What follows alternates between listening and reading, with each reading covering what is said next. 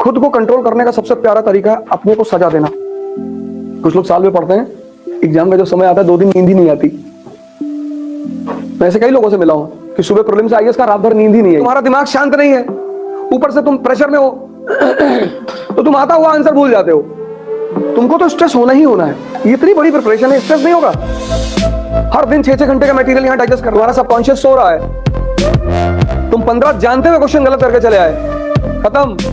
जिसके पास टैलेंट है वो जीतेगा। कबीर को देखो, जुलाहा के बेटे हैं, एनलाइटेंड हो गए। लड़ाइयां ताकत के बल पे नहीं लड़ जाती। देखो ऐसे आईएएस की तैयारी भी है। ज्योग्राफी में क्या पढ़ना है, कहां से पढ़ना है, हिस्ट्री में क्या पढ़ना है, कहां से पढ़ना है। ये देखो, ये रॉबर्ट क्लाइव जैसे लोगों का सिलेक्शन होता है, सिराज जैसे लोगों का नहीं होता। इतनी किताब खरीद लाए, उसी में दब के मर गए। इन्हीं सब चीजों को वो प्री में क्वेश्चन बना के तो पूछेगा, और अलग से कहां पूछेगा। तो आईएएस की तैयारी का मतलब क्या? पहला स्टेप क्या? Preparation of mains. Mains is a preparation, prelims is a practice. अब ये सब मेंस में जब पढ़ चुके हो तो जब क्वेश्चन प्रैक्टिस करोगे तो ये सब याद आएगा ना। और प्रीलिम्स में तो 4 ऑप्शन देते हैं, अगर सपने में भी कभी पढ़े होगे तो याद तो देख लो कौन सा सही है। लेकिन तुम्हारा दिमाग शांत नहीं है, ऊपर से तुम प्रेशर में हो तो तुम आता हुआ आंसर भूल जाते हो।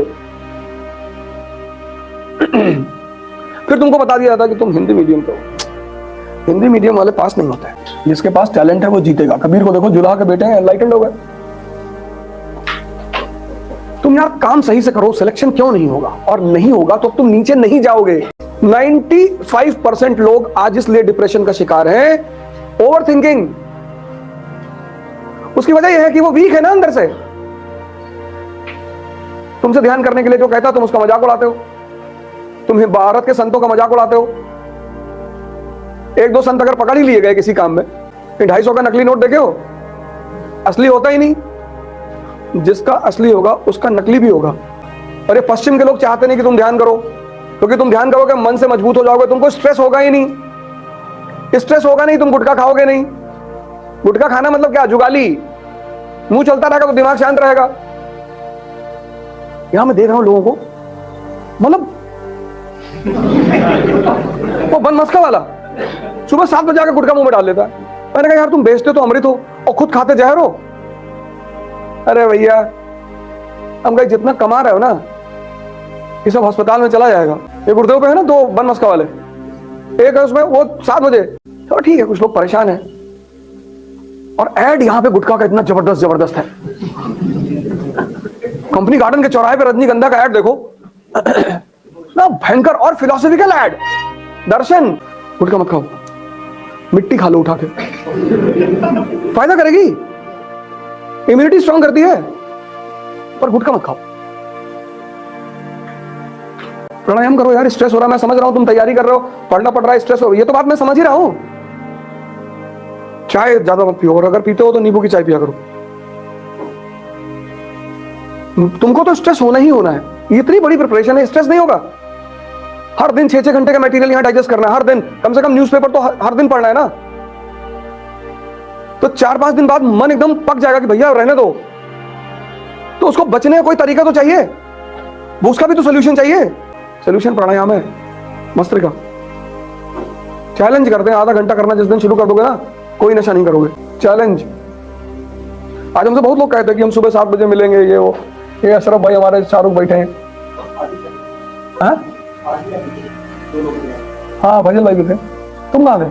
हाँ 15-16 किलोमीटर डेली। आओ दौड़ा जाए यहां से औरैया तक। करोगे क्या यार? इस जीवन में करोगे क्या? आओ साइकिल लेके आकर तो घूम के आए जे। इतनी तो शक्ति शरीर में रख लो ना, कुछ तो डेवलप कर लो जीवन में। हैं? नहीं पढ़ रहे हो, अच्छी बात है। नहीं पढ़ाई मन कर रहा है, पैदल चले जाओ आगरा तक, ताजमहल देख कर आओ। अपने मन से कहते हो जब तुम्हारा दिल कहेगा तो बताना मुझे। ये तुमसे कहता है मन नहीं लग रहा, यही तो विचार फेंक रहा है कि मौसम नहीं ठीक है, 3 दिन से धूप नहीं निकली है। अच्छा चल चल, ये 5 किलोमीटर बाद तुमसे कहेगा लौट के भैया पढ़ लो, हम कुछ नहीं कहेंगे तुमसे। इसी सोच को एक्सपैंड करने के नाम को बोलते हैं ध्यान। तुम सोचने में डर जा रहे हो, कंजूसी कर जा रहे हो, कह रहे लोग हंसेंगे, हंसने दो। भौंकने और दहाड़ने में फर्क है ना, हंसने दो लोगों को, काहे परेशान हो रहा हो। खुद को कंट्रोल करने का सबसे प्यारा तरीका है अपने को सजा देना। और जिस दिन तुम खुद को सजा देने लगोगे, तुम्हें दुनिया में दूसरा कोई सजा नहीं देगा, राजा बन जाओगे ना। समझो यार, किसी चीज को, यही हम पे लोग इल्जाम लगाते हैं मुझ पे, पढ़ाते ही नहीं है। तो 18 साल से पढ़ी तो रहे हो और नहीं पढ़ाएंगे। ये सीखो, ये ऐसे कनेक्ट करके कहानियां क्रिएट करनी है जो तुम्हारे यहां हजम हो जाए। जिंदगी की जितनी भी लड़ाइयां हैं वो तुम लड़ोगे, इसलिए बड़े सारे माँ बाप बड़े प्रोटेक्टिव होते हैं, बर्बाद करते हैं अपने लड़कों को, बाहर नहीं जाने देते, ये नहीं करने, कुछ सामान छोटा छोटा छूट देनी चाहिए माँ बाप को बचपन से ही। गलती करोगे तभी तो सीखोगे। जब सबसे अच्छा तरीका सीखने का है गलती कर। दिल्ली गए, कोई कानपुर का लड़का मिल गया, दोस्ती कर लिए, 2-3 दिन साथ में रहे, चौथे दिन तुम्हारा लैपटॉप मोबाइल लेके गायब हो गया। दुनिया में सबसे ज्यादा मजा है बेवकूफ बनने का, पर जानते हुए। और तुम्हें दिखाई पड़ा कि सामने वाला बेवकूफ बना रहा है और तुम बन रहे हो। जी भैया, इस दुनिया में कोई बेवकूफ ही नहीं बनना चाहता।